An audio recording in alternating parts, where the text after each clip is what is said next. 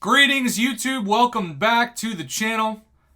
I must admit, I was not expecting this. I took so long to get the dad bod Red Guardian that the only chance I had to get him was to use what Kabam used to call a wish crystal, but now it's just like an annual yearly crystal selector.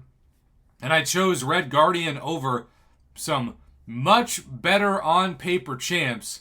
And I remember the groans in that live stream where people were like, Prof, what are you doing, you idiot? And my response is, I've got rules. I've got stupid rules on this channel where you hunt somebody, and when you have a chance to successfully complete the hunt, you select him. Even if maybe you shouldn't. So I finally got Red Guardian. And then I feel like by the time I got him, not only was the hype gone, but he was just kind of average. Now, I did use him in my synergy team with my very much not average Omega Red. But other than that, he's just been sitting on the bench. But that's about to change. Because Silk and Kindred got their balance update. Shout out to my man Ben, by the way, for sending this to me in a text message. Hey Summoners, Balance Team here again with an update on the latest round of champions up for review, Silk and Kindred. Silk entered the contest aimed at being an Alliance War and Battlegrounds attacker that quickly and efficiently took down some of the scariest mystics. Yeah, anytime Dr. Doom goes up against Silk, he's silky smooth. As in he's dead. Her value is immediately felt across the battle realm, quickly being one of the most used and now banned attackers in these modes. We took a look at her data to make sure she did not break the ceiling of damage dealers in the science class, and we're glad to say she hasn't. The Battle Realm's first 7-star rank 3, shout out Fintech, will be staying as is. Kindred. Kindred was aimed at becoming the next scary Mystic Defender, with Centipede strikes that reduce buff potency through atrophy, a difficult special one you need to punish, and a route to try and catch you one last time. Overall, Kindred has performed extremely well on defense. I hate fighting him.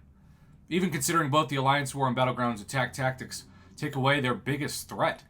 Offensively, Kindred is performing well in their niche target matchups, which is all that was asked of them. Kindred is a menace in the best way, and we'll be keeping them as is.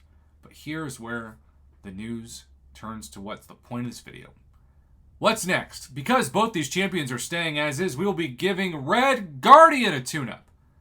We're aiming to make his rotation much more sustainable and his damage more rewarding. The timeline for Red Guardian will be as follows. Patch 42.0 in December plus 42.1 January beta builds.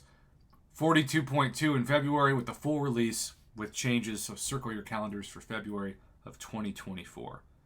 Look, there's a lot of speculation that Red Guardian was the champion that was supposed to get some kind of buff when the first of now 2 major global wars happened across the pond. And then they said it would be insensitive and not be the time to buff that champion. Some said it was OG Black Widow, some guessed others, but Red Guardian was, I think, the most popular guess. And I think it was Kabam Mike, maybe, who said on the forums this year that that's never going to come back, and that the game has evolved away from how they were going to buff that champion anyway, which gave a lot of people, including myself, maybe zero hope that Red Guardian was going to be touched anytime soon. And so to see his name pop back up and know that his buff could give me motivation to throw him in when I use Omega Red, particularly in the Thronebreaker event quest chapters, is really exciting. And so that's what I'm excited about.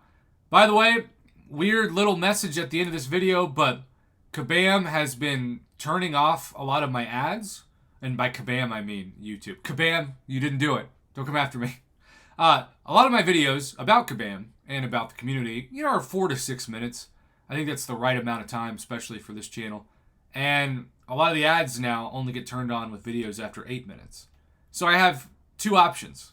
I make my videos longer and put more ads in them, or I just hope that the people who watch my channel every day will keep supporting it, so I'll make shorter videos with less ads. And yes, it'll still hurt me revenue-wise, but it'll mean I still get something every month. So that is my goal. I'm not going to suddenly turn 5-minute videos into 8-minute videos unless it's some kind of unique request, like a longer than normal crystal opening commentary submission or a really important topic, but this is certainly not one of those things. I appreciate everybody who continues to support my channel after 6 years of doing this. It makes it really worthwhile. Have a good one.